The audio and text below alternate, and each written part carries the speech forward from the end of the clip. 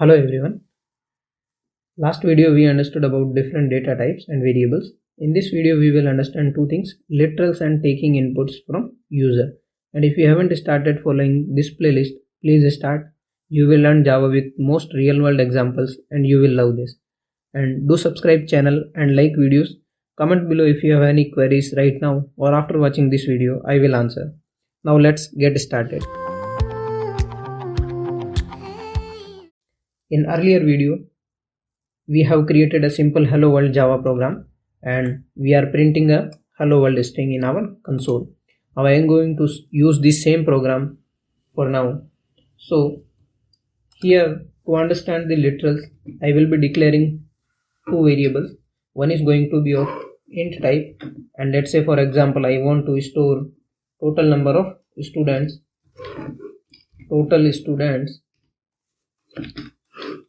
in a section. Let's say the value is 50, and let's say another variable I want to take is the name of section.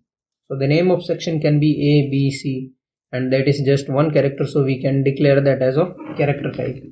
So char section name, and to declare or assign a value to the char section name, we have to provide the single quotes. Now here we can observe this 50 and A, these are the two values which can be assigned to different variables. So here we can say 50 is literal. Now 50 can be assigned to a total student variable which is of integer type. So we can say 50 is our literal. Same way here, A is a value which can be assigned to section name variable. So A is a literal here. Now we will write this as in the comment so that for you it will be easy to understand. We will say 50 is literal of integer type.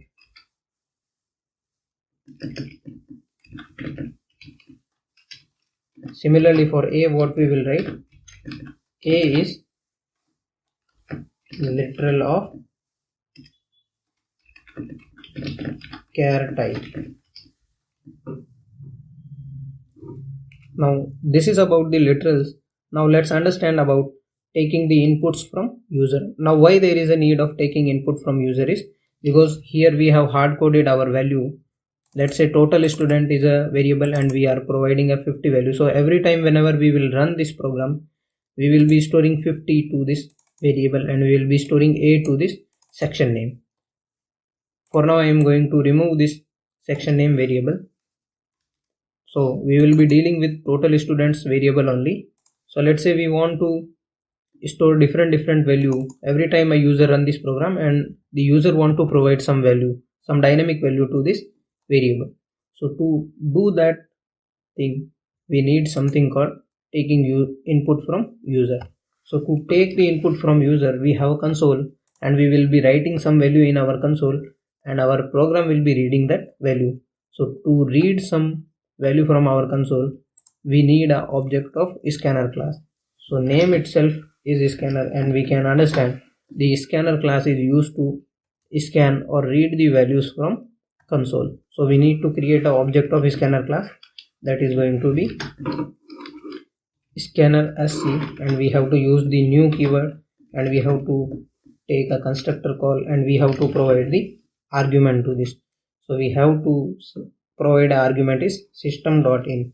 Now here we are saying we need an object of scanner class using this system.in as argument.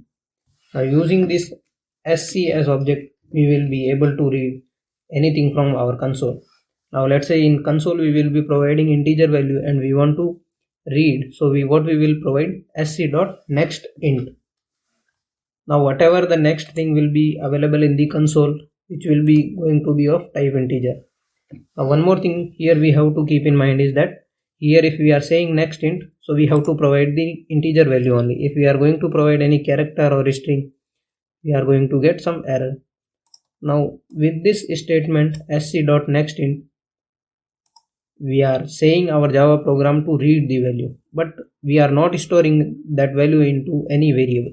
So let's store that into some variable. So that is going to integer type. Let's say total student. Now this total student will store some value from console that will be user provided. Let's remove this line for now.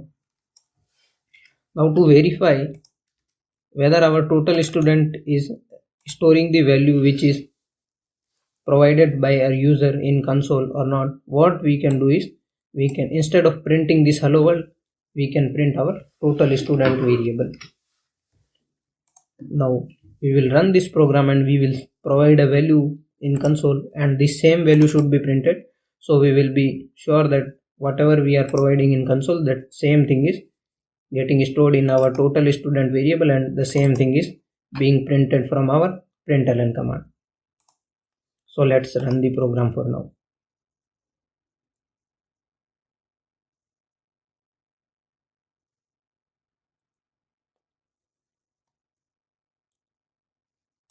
Now here in console we have to provide some value. Let's say I am providing 33 as the value.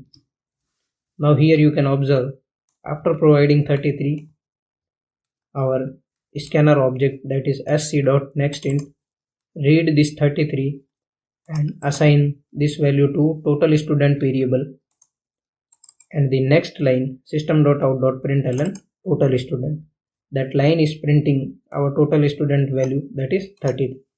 So that way we are going to take the input from users and store into variables. That's it for today's video. Thank you for watching. In the next video we will see how to read the different values.